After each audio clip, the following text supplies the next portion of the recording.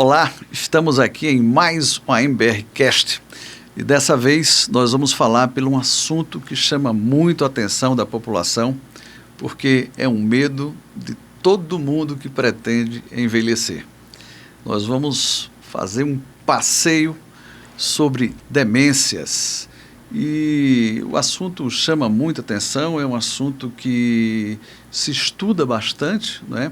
E ao que parece, os 10 últimos anos, as pesquisas tornaram a demência um dos assuntos mais pesquisados da medicina e com muitas perspectivas terapêuticas e de diagnóstico precoce.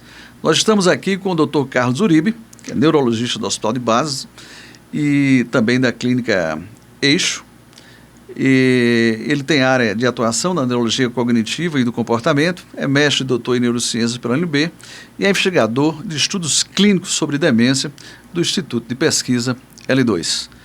O outro nosso convidado, já muito conhecido da gente, é o doutor Eduardo Freire Vasconcelos, que é graduado em Medicina e Especialização em Geriatria pela PUC do Rio Grande do Sul, tem título de especialista em Clínica Médica e em Geriatria pela Sociedade Brasileira de Geriatria e Gerontologia, fez fellow em geriatria no Hospital Escola da Faculdade de Medicina de Harvard e é o nosso diretor de edição, de editoração científica, não é? É o dono da nossa revista científica.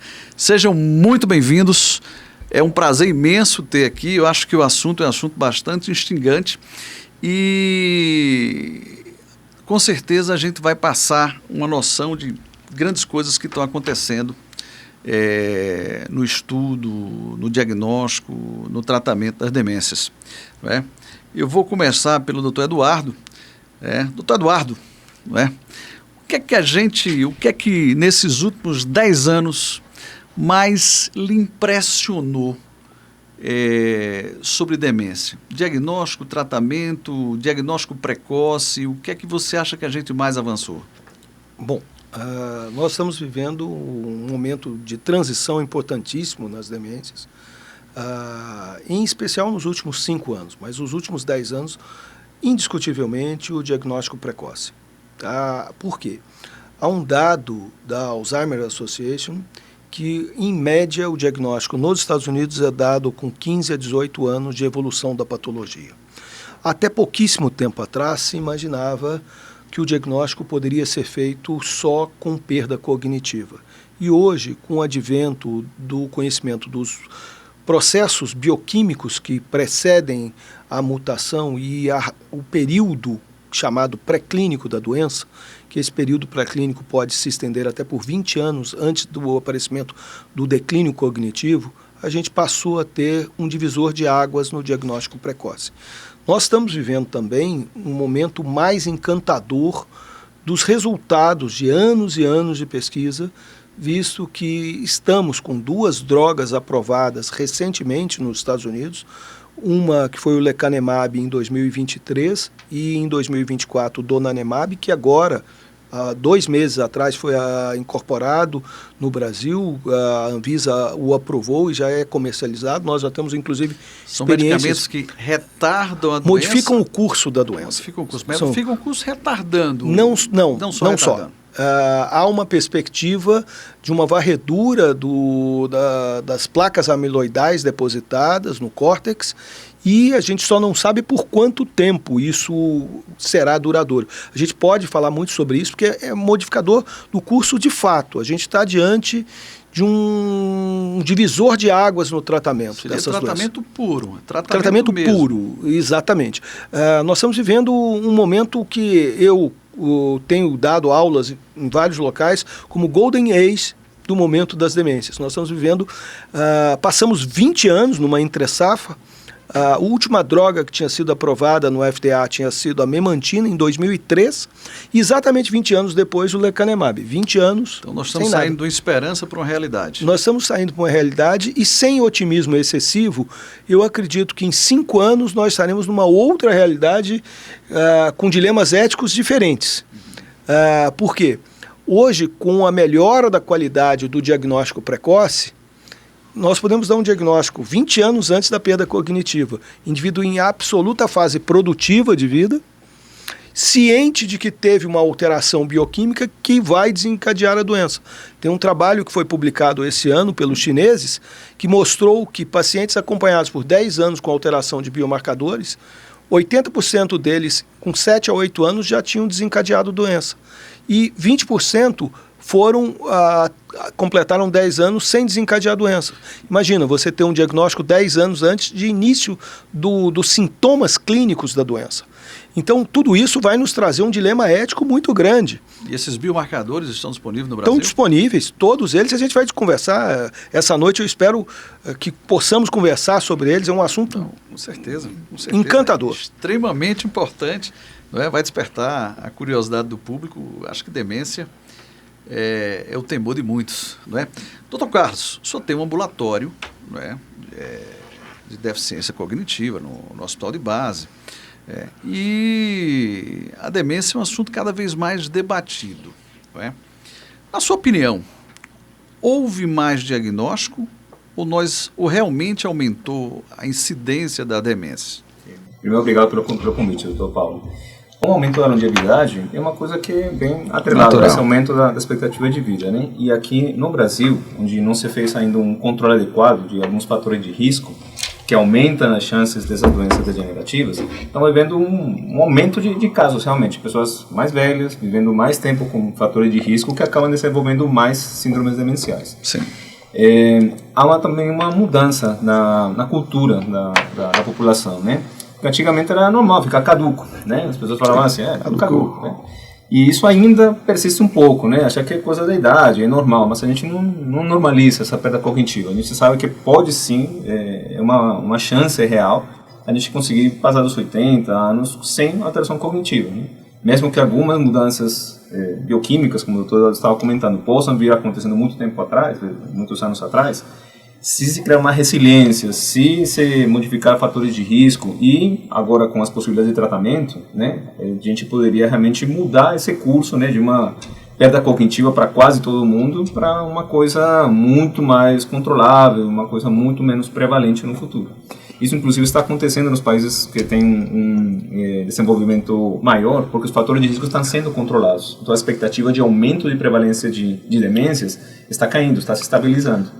Diferente de nós, países ainda em desenvolvimento. Sim. Esse fenômeno que o Dr. Carlos comentou é um fenômeno tão relevante que a OMS criou em 2022 uma comissão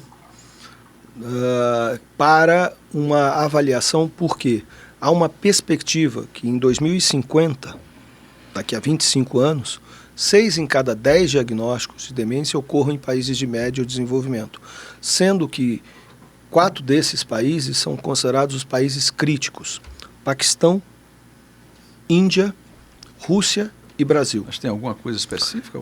Tem 2 fatores correlacionados. Primeiro, esses países tiveram um envelhecimento populacional mais recente.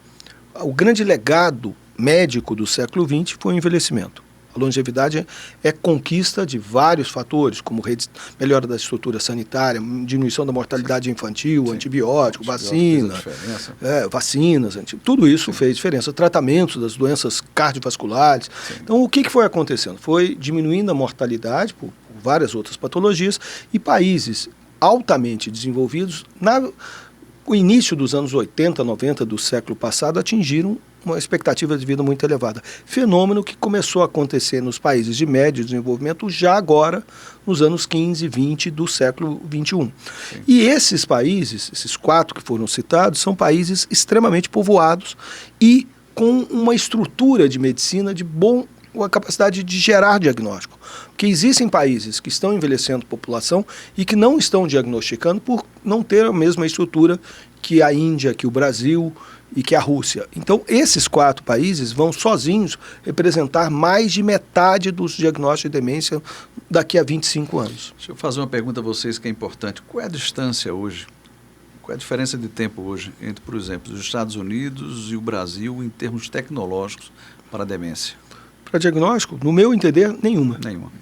Muitas coisas são aprovadas lá, são aprovadas quase que automaticamente aqui. Né? Agora, essa pergunta é importante para você, Carlos. E qual é a distância entre o privado e o SUS para um diagnóstico mais preciso de demência? Olha, as incorporações de tecnologias no sistema público, infelizmente, não acontecem tão rápido, né? Igual acontece no particular. Por exemplo, para fazer diagnóstico por biomarcador, eu não conto com essa possibilidade no sistema público, né? E algumas pessoas que fazem, acabam fazendo porque assim, a família se reúne, acha importante e acaba, né, todo mundo contribuindo para conseguir fazer o teste. Sim, isso é bem realidade do nosso SUS. Né? A incorporação da tecnologia, ela demora. Bem, nesses últimos anos, eu acho que o avanço em biomarcadores foi um avanço aí, bem consistente, não é? De todos esses biomarcadores que a gente tem para demência, quem é o campeão?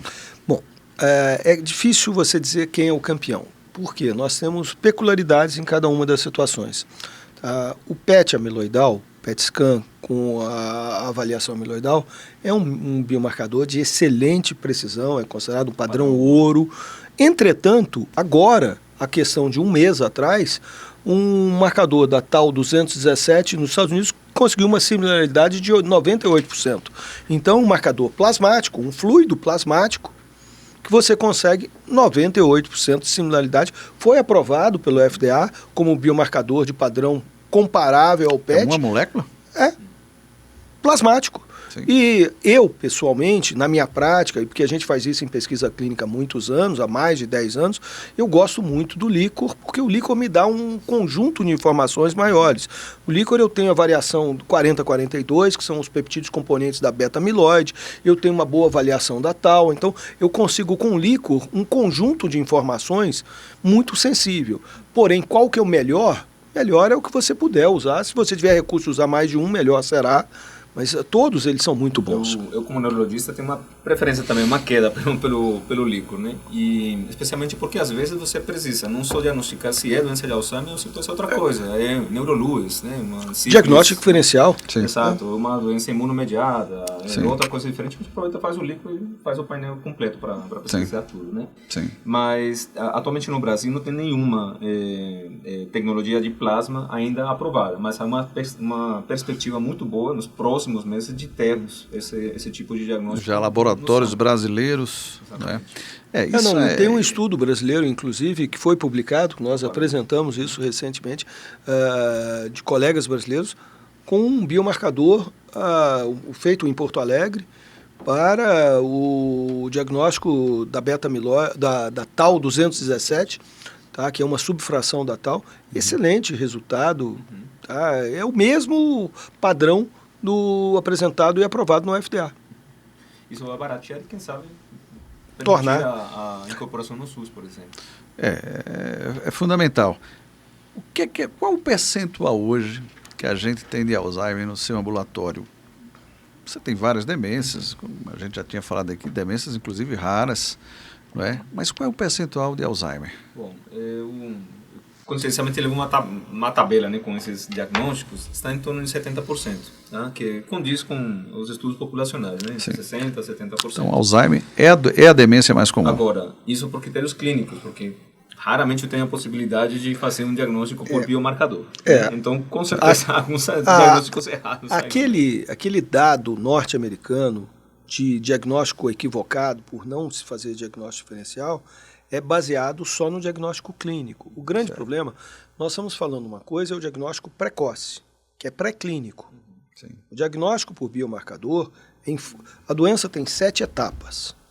O diagnóstico por biomarcador são nas etapas iniciais, na fase pré-clínica, inicial e leve de doença. Da fase leve em diante, você vai dar diagnóstico pela presença de sintomas clínicos. Então, você vai ter um diagnóstico possivelmente com uma evolução de 1,5 década ou 2 décadas de doença já estabelecida. Isso é fundamental. Isso vai fazer toda a diferença. Isso está fazendo. Não, claro, isso faz pensar que a gente vai fazer um domínio da demência? Sim. Sem otimismo excessivo, alguns colegas, inclusive, dizem que em 5 anos a gente está curando. Eu não sou tão otimista, mas eu acho que nos próximos 5 anos nós teremos, porque hoje nós temos 13 ensaios clínicos em fase 3, com moléculas diferentes. Essas moléculas têm mecanismos de ações complementares. Sempre achei que a monoterapia jamais seria tratamento para uma doença com a complexidade e com a multiplicidade de multifatorial e com multiplicidade de apresentações, com individualidade de apresentações. Então você vai ter um arsenal terapêutico extraordinário em 5 anos. O que a gente está vivendo é realmente a grande momento de revolução do diagnóstico e tratamento da doença. Fazendo um paralelo, a gente começou a comentar a respeito disso no simpósio, agora recente, é uma trajetória muito parecida com o que foi na oncologia, né, nos anos anteriores. Né? Antigamente a oncologia não fazia diagnóstico precoce, né? Parecia tumoração gigante, né? Olha, é um tumor realmente, agora vamos fazer o quê? Olha, não é muito o que fazer. Né? Isso era a fase que a gente estava vivendo com a demência. Agora, com o diagnóstico precoce, você abre outras possibilidades, né? Inclusive, estão sendo feitos estudos atualmente de tratamentos pré-sintomáticos. Você tem os biomarcadores, uma chance muito grande de virar uma demência. Estão começando a tratar esse tipo de pessoas para ver se realmente evita a virada para um quadro demencial. O Dr. Carlos não falou por modéstia, mas ele vai participar de um desses estudos de avaliação pré-clínica. Nós vamos participar aqui em Brasília de um estudo que é o uso, vai se fazer a dosagem do biomarcador, de 2 biomarcadores, vai se fazer inclusive o paralelo de 2 biomarcadores, e nos indivíduos com genotipagem positiva, biomarcadores positivos, vai se usar uma medicação preventiva e acompanhar esses pacientes por 5 anos. Então, é um tratamento... Verdade. E o que a gente tem de avanço, assim, fundamental em biomarcadores hoje no Brasil? Eu tenho um paciente que tem uma suspeita de ter uma demência tipo Alzheimer. O que é que eu tenho de biomarcador para dizer? Vocês falaram aí que vocês gostam de usar o líquor e tal, essa coisa toda. E plasma? A realidade brasileira, você tem alguma coisa? Ainda não tem nenhum aprovado. Né? Agora, e tem um que está sendo comercializado, tem um laboratório que está... eu, na medicina privada, solicito até porque o paciente se sente muito confortável. Tem um laboratório no Brasil que faz? Faz, o Fleury, em São Paulo. Perfeito. Não tem problema. E fora isso, aqui em Brasília, nós já temos há 3 semanas, o PET amiloidal passou a ser feito. Ele será feito em 5 instituições diferentes. Por hora, só uma clínica em Brasília está se fazendo. Sim. E com relação ao líquor, todos nós que militamos nessa área de demência pedimos há muitos anos. Eu, pelo menos há mais de 10 anos, uso o líquor porque eu acho excelente para diagnóstico diferencial. Então, o líquor é ainda, para nós, o melhor dos biomarcadores pela facilidade que, no caso, tanto eu quanto o Carlos, eu tenho certeza que o Carlos, da mesma forma, usamos rotineiramente. E esses biomarcadores também servem como marcadores prognósticos? Boa pergunta, ainda não. Eles estão desenhados para falar se a pessoa tem a patologia amiloide, que é a condição sine qua non de ter a doença. Sim. Mas existe um novo biomarcador que deve chegar ao Brasil nos próximos anos, que consegue estadiar a doença, que seria o PET-tau. É a proteína tau, o mapeamento de em que lugares do cérebro se encontra, né? Qual é essa trajetória, que vai te falar se está na fase inicial ou mais avançada, tá? Agora, tem biomarcadores plasmáticos que estão tentando se correlacionar com esse PET-tau, mas ainda... Não, o marcador de tau plasmática, ele é só um marcador de diagnóstico amiloidal. Apesar de ser tau plasmática, ele é diagnóstico amiloidal. O PET-tau, o Carlos citou, e também aí nós vamos participar desse estudo em 2027. Ele já está previsto vir para o Brasil em 2027. Eu participei há 2 semanas atrás de uma reunião em Nova York, exatamente para a gente formalizar que vamos fazer o estudo aqui no Brasil de tau. Então, vão ser, acho que 3 ou 4 centros de pesquisa no Brasil, a gente aqui em Brasília, mas o tau vai ser a revolução do diagnóstico. E qual é a perspectiva de lançamento? Em mercado, quando é que a gente... 29, 28, 29. 28, 29. Então não está distante, é uma coisa relativamente aí próxima. Existia no passado, lógico, que a demência senil era a grande coisa que chamava atenção e se tratava com naturalidade, porque era senil, o velho caducar. Né? Esse conceito de senilidade mudou muito. Claro. Mudou enormemente. Claro. Inclusive, eu queria perguntar para o outro lado, como geriatra, né? O conceito de demência senil ainda é utilizado? Não. Ninguém usa essa expressão, assim, pelo menos na geriatria ninguém usa essa Então expressão. é proibido caducar. Não é proibido caducar. Pelo contrário, cada vez temos mais gente demenciando. Só que a gente hoje consegue ter instrumentos de diagnóstico que diferenciem os tipos de Então, demência. claro, agora, como toda glândula, tá certo, o cérebro também degenera, e tem uma degeneração do envelhecimento, não é? E essa separação de águas, como separar? Se o seu cérebro está fisiologicamente envelhecido ou se ele está doente. Isso já foi estudado, inclusive com biomarcadores, né? E comentando, reforçando esse conceito de que o desenvolvimento da tecnologia do biomarcador foi que impulsionou o desenvolvimento também de tratamentos. E esse é um ciclo virtuoso, né? Sim. E foi possível determinar isso. Pessoas que não têm esses biomarcadores positivos, eles envelhecem de uma forma diferente, com um declínio cognitivo que mal dá para perceber. Com testes muito apurados que você consegue perceber, olha, realmente, perde um pouquinho aqui de memória, né? Não sente nada. Mas que não interfere com a vida da pessoa. Isso é o marcador clínico, né? Se interfere ou não com a vida. A questão de existir uma neurodegeneração, ela em si não traz uma perda funcional. Havendo um declínio muito discreto, ele não é funcionalmente comprometido. Agora, está acontecendo um fato, e esse ano no AIC em Toronto teve uma apresentação muito importante sobre LATE, né, que é um like Alzheimer em nonagenários. Por quê? O que aconteceu? No mundo começou a ter tanto nonagenário que começou-se a estudar isoladamente uma patologia que ela não ocorria em indivíduos com faixas etárias menores e que levam a uma evolução que é completamente diferente, tanto que se deu o nome de LATE, que é um like, não é uma demência de Alzheimer. Sim. Com características similares, mas uma evolução muito mais lenta também, atrofia só dos hipocampos, um pouco diferente do que do Alzheimer. Não, a atrofia hipocampal, inclusive, é fisiológica, não existe um octogenário sem atrofia hipocampal. Ou seja, todo mundo que envelhece, o cérebro também envelhece, a gente não esperaria outra coisa. Mas ter isso de forma precoce realmente é muito ruim. Às vezes você tirar de cena, né? Eu tenho um colega, uma grande figura, né, que quando você deixa de ver, passei sem vê-lo assim 2 anos, e você encontra e você não acredita, né, que você conversou com aquela pessoa que tinha, né, uma cognitividade maravilhosa, né, uma produção aí muito forte. É realmente triste, né? É realmente triste.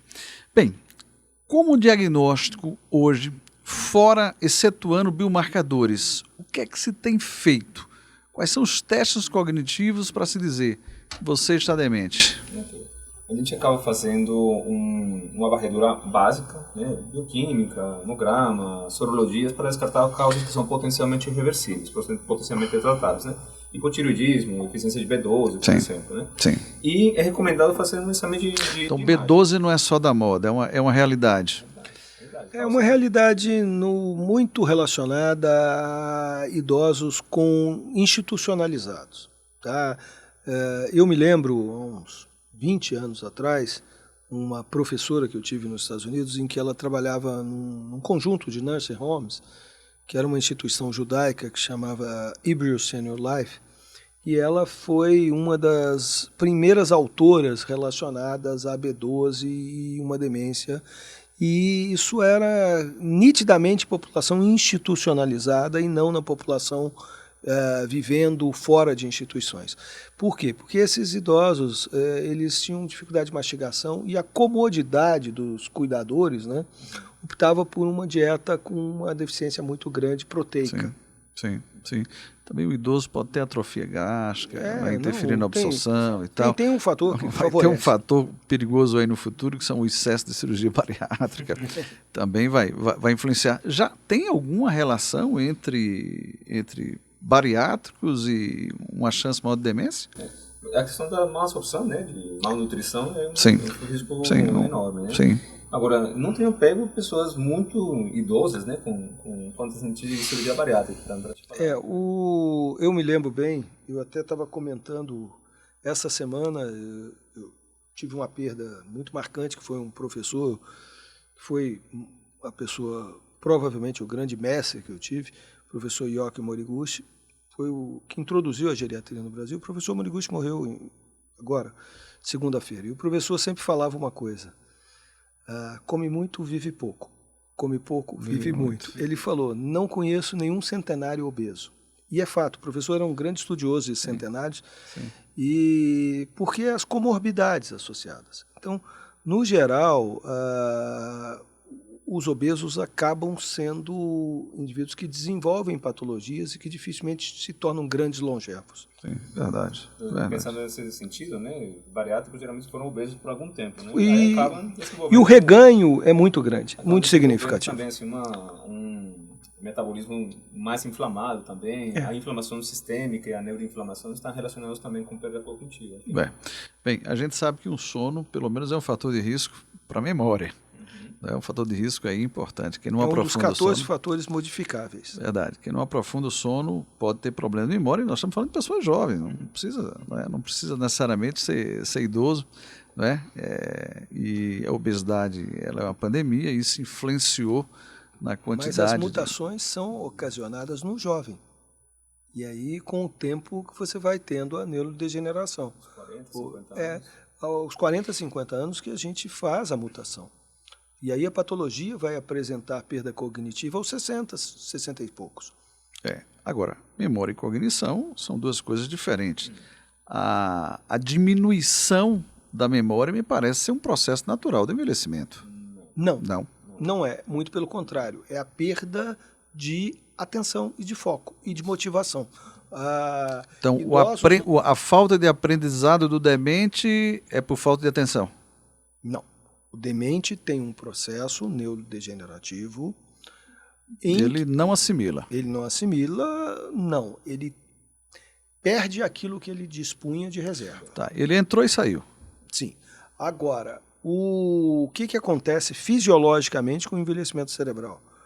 Você pode perder velocidade de processamento, porém sua capacidade de aprender ela não diminui. E o que normalmente acontece é a falta de motivação. O indivíduo é cobrado a vida inteira, ele é exigido desde a infância a executar, a aprender, a realizar tarefas, e chega num determinado momento da vida que você para de ser cobrado e que você para de se cobrar, inclusive. E aí é uma comodidade. Realmente tem algumas funções cognitivas, né? E a memória é uma dessas funções cognitivas, né? Sim. Que acaba tendo um prejuízo com o passar da idade. O doutor Eduardo comentou, a velocidade de processamento. É normal a gente reduzir essa velocidade, né? O tempo de resposta acaba sendo maior. A capacidade de atenção dividida, né? De prestar atenção em várias coisas, alternar entre tarefas, isso também vai ficando cada vez mais difícil, tá? E isso, com 20 anos, a gente já diminui essa capacidade em comparação a crianças de 12, 15 anos. Tá? Sim. Agora, curiosamente, tem coisas que vão melhorando com a idade. Tá? A nossa capacidade de linguagem, ela vai melhorando com a idade. O vocabulário você adquire no transcorrer dos anos e você tem uma melhora, inclusive, no emprego das palavras com o envelhecimento. Você é mais intelectual aos 50 do que aos 30, né? É verdade. E aos 70 do que aos 50. Sim. Inclusive, políticos famosos, grandes oradores, Nobel de literatura, geralmente são pessoas mais velhas, raramente são pessoas jovens. Sim. Bem, tem uma questão popular, né? Ontem nós fizemos um podcast sobre câncer de próstata. E eu coloquei uma questão popular que se a atividade sexual era diretamente relacionada ao câncer de próstata. E muita gente fala isso, e o colega urologista que estava aqui disse que não. Na questão da demência, tem a malhação do cérebro, que é ler, que é estudar. Existe uma proteção? É fator proteção? Questionável. Vamos lá. Eu sempre briguei contra essa visão de que a baixa instrução era um fator significativo para a demência. Por quê? Porque a população do mundo, o aumento da instrução é um fenômeno que veio acontecendo nas últimas décadas. Cada vez nós temos mais pessoas com alta instrução, porque hoje o acesso à instrução foi se democratizando. Por outro lado, qualquer um de nós já atendeu pacientes extremamente instruídos, professores universitários, médicos, que demenciaram. E se você atende uma população com alta instrução, você vai ver que os índices são semelhantes aos de baixa instrução. Nos países de alta escolaridade, os índices de demência não são menores do que nos países de baixa escolaridade. O que acontece é que você retarda o aparecimento de sintoma, não que você não desenvolva a patologia. Um indivíduo com alta instrução, ele tem instrumentos que fazem com que os testes neuropsicológicos fiquem maquiados. Eu vou dar um exemplo óbvio, sem citar nada, de um paciente que eu atendi, que era um senhor que tinha sido uma figura pública muito importante e era um jurista reconhecido, foi um desembargador reconhecido, foi uma figura do mundo jurídico. E esse senhor, ele estava já numa fase avançada para moderada de demência. Ele saía de casa, não conseguia voltar para casa, ele chegava na padaria, não sabia o que era, mas ele fazia o mini-mental test, ele tinha 27, 28.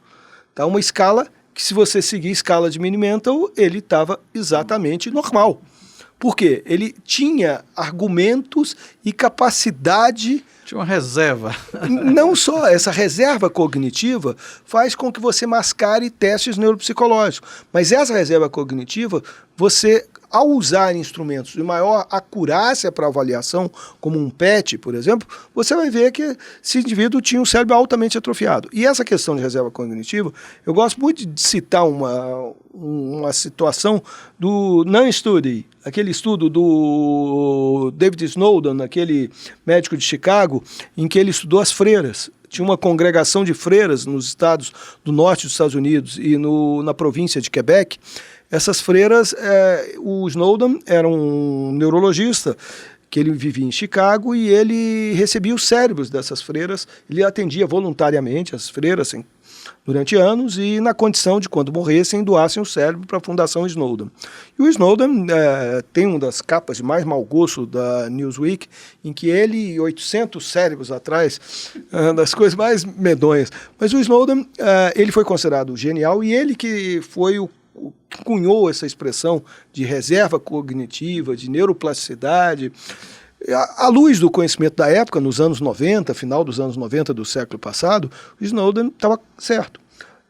Uma freira, que era a Nun Mary, essa Mary se tornou famosa na literatura médica, porque a Mary era uma menina, filha de um professor da Universidade de Chicago e de uma bailarina.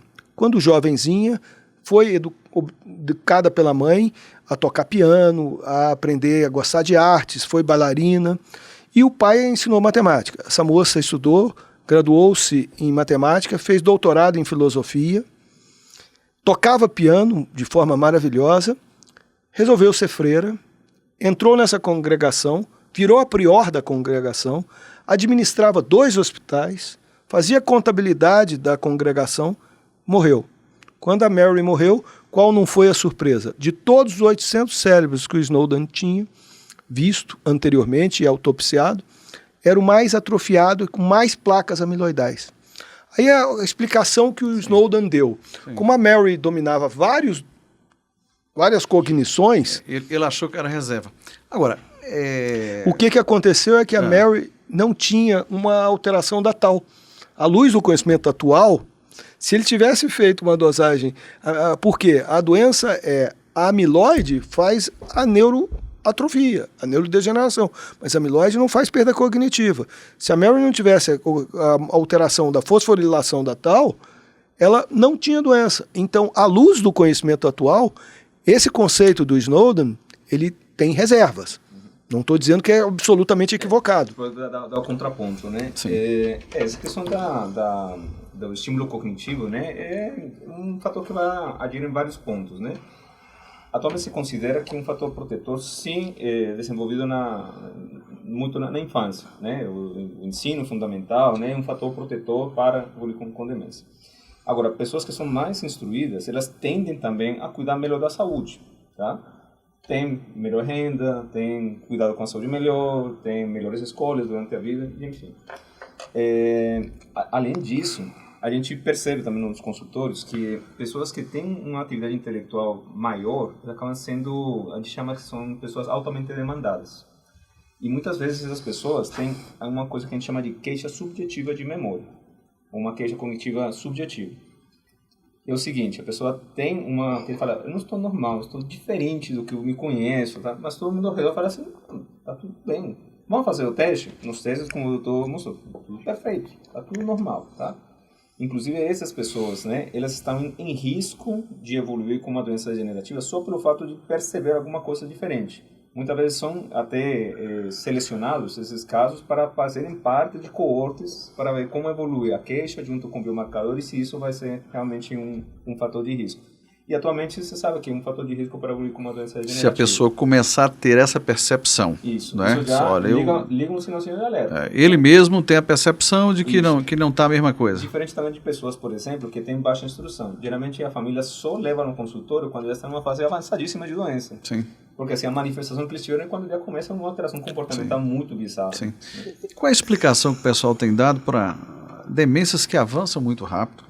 Eu tenho um político brasileiro que eu fiquei impressionado com o avanço da demência, foi muito rápido, né? E umas demências que são lentas, anos e anos, sem perder a autonomia. É interessante todos esses fatores que a gente vem mencionando, né? A doença não parece ser uma coisa única, tem como característica ter o amiloide, ter a tal, mas tem outras comorbidades que podem se somar. Então, lesões vasculares, alterações da esfera do Parkinson. Você tem fatores associados e um outro fato importante.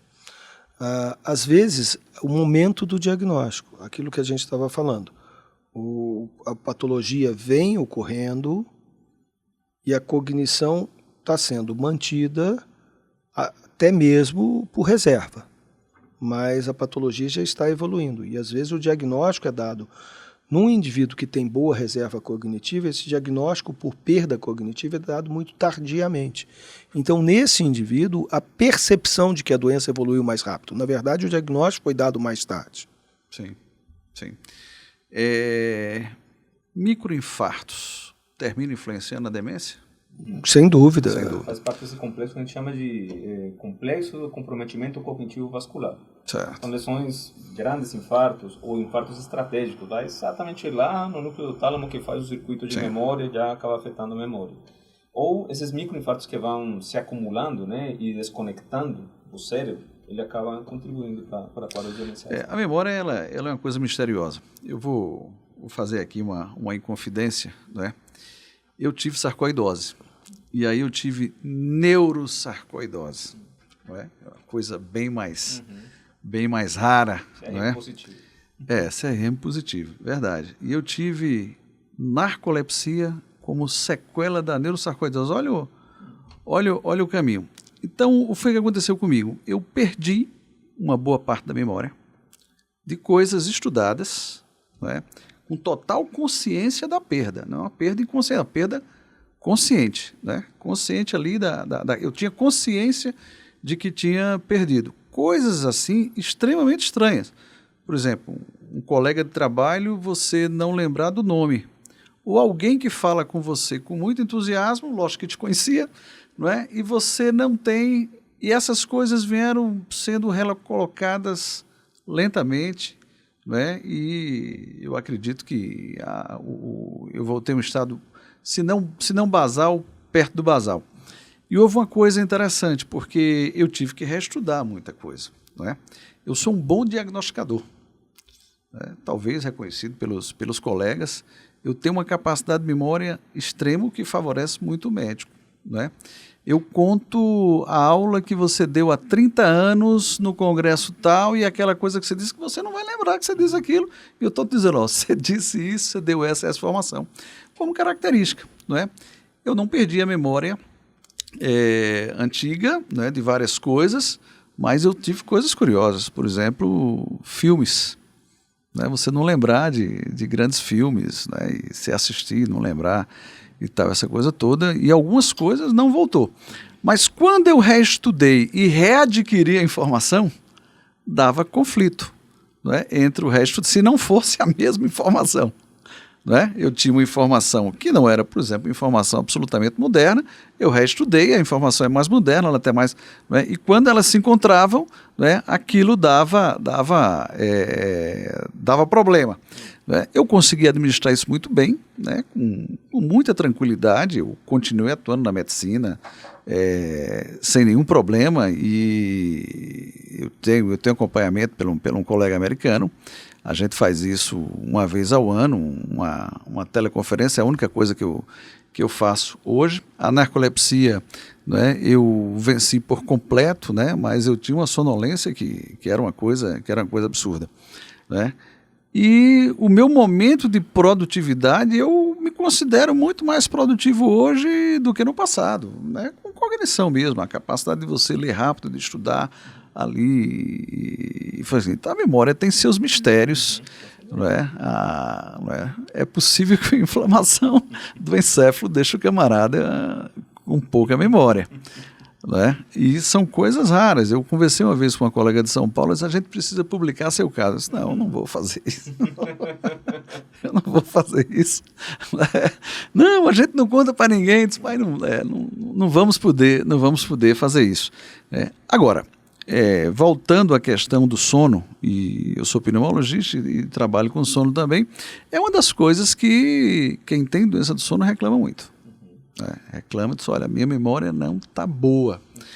Então, se você não faz um percentual, né, de sono profundo, né, e tem uma coisa moderna também, que isso a gente tem percebido, que é roubar as horas de sono. Né? O camarada dorme depois de meia-noite, ele acorda às 6 porque ele precisa acordar, né? Então ele não teve um tempo de sono significativo, aquilo provoca meio que um cansaço mental e termina influenciando aí na memória, né? Até na cognitividade. Né? Tem um conceito mais ou menos recente, né? Que é o sistema linfático. O cérebro não tem vasos linfáticos, como tem outros órgãos. Sim. Mas tem líquido intersticial que precisa ser depurado, né? Tem um fluxo, né? Para retirar metabólicos e tudo mais. Isso parece ser feito por uma rede de estruturas vasculares e a glia, né? Astrócitos e outras células da glia. Sim. E aparentemente ele é mais ativo durante essa fase de sono profundo. Tá? É o momento onde você faz toda essa limpeza. Toda a limpeza e tal. E isso parece induzir o acúmulo dessas proteínas tóxicas. Sim. Vai acabar acelerando esses processos demenciais. Sim. Hipoxemia é fator de risco para demência? Muito. Essa circulação terminal, aqueles microinfartos, né? É tudo circulação terminal, né? Mas a hipoxemia sistêmica, o camarada é portador de DPOC, o paciente é portador de DPOC, tem uma hipoxemia, é fator de risco para demência? Fator de risco. O cérebro não admite ficar sem oxigênio. Se você olhar para pensar, todo o corpo, né, os sistemas trabalham para manter o cérebro, né, nas condições reais. Mas ele é exigente, né? O cérebro consome 25% da nossa glicose, 25% do nosso oxigênio, né? E é uma máquina que trabalha muito. E o nosso cérebro, a gente tem uma compatibilidade de tamanho, né? Cérebro-corpo. Né? O dinossauro, por exemplo, era só instinto. Não tem pensamento, né? É só o cheiro da comida e ir lá e comer. Né? Como sobrevivência, como perpetuação da espécie, que é a batalha orgânica, né? Cheirou, não tinha pensamento, né? Aquele é um ser maior que eu não devo brigar com ele, né? Puramente instinto, né? O dinossauro só tinha id, 100% instinto. Uma coisa interessante, né? Como é o comportamento sexual do demente? Depende da demência. Bom, se você está falando em frontotemporal, não, mas é uma outra realidade. Bem, mas o Alzheimer, por exemplo, um ciclo natural do Alzheimer, se perde a ideia, se perde o libido. Tem fase da doença também, né? Depende de onde afeta a doença, né? A evolução da doença é muito individual. Então, com relação à sexualidade, a grosso modo, ela vai diminuindo gradualmente no transcurso da evolução da doença. Mas individualmente você tem realidades diferentes. E em outras demências, e aí quando a gente riu aqui de frontotemporal, que exacerbação da libido é muito frequente na frontotemporal. Ah, tá.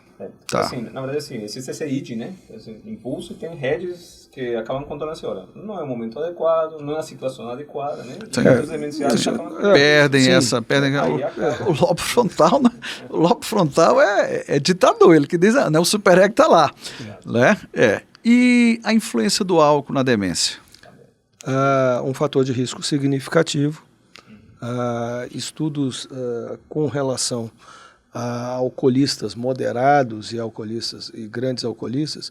O grande alcoolista ele tem tantas comorbidades que é até difícil você avaliar. Sim. Exatamente. Sim. Porque tem quedas e traumas, né? Sim. Então, mas no alcoolista moderado, em população geral e alcoolista, você tem uma incidência muito maior, porque é um dos fatores de risco, dos 14 fatores desencadeantes. Não tem dose segura, né? Beber pouco faz pouco mal. Beber muito faz muito mal. É verdade. A história do vinho fazer bem para a saúde é um estudo ecológico. Não é? Um estudo ecológico da França mesmo. Né? Sim, essa região aqui infarta menos do que essa, sim, mas estudo população, viés ecológico. Viés de seleção, absoluto. Faz parte. Bem, nós estamos chegando ao fim desse bate-papo maravilhoso sobre demência. Agradeço demais a participação, 2 grandes colegas, 2 cientistas que engrandeceram isso aqui. Eu gostaria de fazer uma última pergunta. A gente está falando aí de vários fatores que influenciam na demência. Existe um fator maior, uma comorbidade maior, por exemplo, a diabetes influencia muito mais. Existe isso ou realmente o aspecto é individualizado? Individual. Com certeza individual. Agora, nesses estudos populacionais, né, aquela publicação famosa do Lancet, tem um que tem um peso maior, não estou lembrando agora se é obesidade e hipertensão. Não, a obesidade tem um peso maior no estudo populacional e recente, os americanos fizeram um estudo, ele que foi apresentado de 5 anos, que é replicando aquele estudo europeu. Uma corte de 5 anos. Pointer. Um estudo populacional grande com intervenções multidomínio para reduzir o risco de evoluir com demência. Né? Sim. É um tratamento não medicamentoso. Sim. E, na verdade, o peso da obesidade e do sedentarismo foi maior do que os outros fatores. O sedentarismo, inclusive, foi considerado mais significativo. A obesidade é um transtorno, é uma pandemia, não é? E fruto aí dos fatores porque os países de médio desenvolvimento vão ser considerados os países de grande predomínio de diagnóstico nos próximos anos, é exatamente isso, uma mudança dos hábitos alimentares dessa população. Esses países tinham dietas tradicionais que foram abandonadas pela introdução de dietas com maior propensão a carboidratos simples. É o caso da Índia, do Brasil. A industrialização do alimento. Né? Exatamente. Bom demais, excelente conversa. Não percam esse podcast, tá? Extremamente interessante. Muito obrigado ao doutor Eduardo, muito obrigado ao doutor Carlos. Gostaria da consideração final de vocês, não é? E foi realmente maravilhoso. Doutor Eduardo. Bom, sem otimismo exagerado, nós estamos numa fase de transição muito importante, indiscutivelmente um momento histórico no tratamento e diagnóstico das demências, e com estudos vindouros extremamente animadores, e colocar que Brasília está tendo um protagonismo importante no contexto de estudos em demência no Brasil, tá? Tanto o Dr. Carlos, outros colegas que trabalhamos juntos com isso, estamos vivendo assim um momento realmente de muito desafio, mas muito animador. Muito bom, Dr. Carlos. Bom, se eu puder aproveitar um monte das campanhas mais recentes da Associação Brasileira de Alzheimer, é o momento realmente de começar a falar mais sobre a demência, que o estigma que carregava a doença está começando a ser mudado, né? Ainda existe, mas precisamos mudar essa realidade. Sim. E as questões de diagnóstico precoce, possibilidade de tratamento, de mudança desse curso da doença, vão ajudar ainda mais a que se fale com mais naturalidade. Igual a gente comentou aqui sobre o tratamento oncológico. Era antigamente, agora é outro cenário completamente diferente. Maravilha. Ficamos por aqui. Esperamos que vocês tenham gostado desse bate-papo, que foi maravilhoso. Um abraço a todos.